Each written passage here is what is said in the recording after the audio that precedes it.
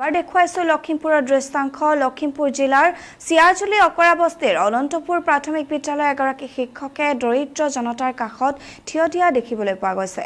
বিদ্যালয়ৰ প্ৰধান শিক্ষক ভদ্ৰেশ্বৰ শইকীয়াই অনন্তপুৰ অঞ্চলৰ 10 ঘৰ দৰিদ্ৰ পৰিয়ালৰ মাজত খাদ্য সামগ্ৰী বিতৰণ কৰে। লগতে বিদ্যালয়খনৰ অংগনবাড়ী কেন্দ্ৰৰ পৰিচালিকাগৰাকীৰ ফালৰ পৰাও দৰিদ্ৰ লোকক খাদ্য সামগ্ৰী বিতৰণ কৰা দেখিবলৈ পোৱা গৈছে। সমগ্ৰ অসমত জনসাধাৰণৰ কাৰণে আমাৰ চৰকাৰে যিটো আহ্বান জনালে, ময়ো এখন বিদ্যালয়ৰ প্ৰধান শিক্ষক হিচাপে এই অনন্তপুৰ গাঁওখন অতিকে দুখীয়া, গতিকে নিজাববীয়াকৈ মই বৰ্তমান 10 ঘৰ মানুহৰ ব্যৱস্থা নিজে গ্ৰহণ কৰিছোঁ। আৰু মোৰ লগতে আমাৰ সহযোগী অংগনবাড়ী কৰ্মীও আহি পেলাই সহযোগ কৰি তেখেতসকলেও 5 ঘৰ আৰু এজন উদীয়মান যুৱকে আহি মোৰ লগতে 2 ঘৰ, আমি সৰ্বমুঠ 17 ঘৰ মানুহৰ তত্বাৱধান আজি এই সময়ত কৰিলোঁ। সমগ্ৰ অসমত জনসাধাৰণৰ কাৰণে আমাৰ চৰকাৰে যিটো আহ্বান জনালে, ময়ো এখন বিদ্যালয়ৰ প্ৰধান শিক্ষক হিচাপে এই অনন্তপুৰ গাঁওখন কলিয়াপাৰত দেখিবলৈ পোৱা গৈছে এচাম দুষ্ট চক্ৰ।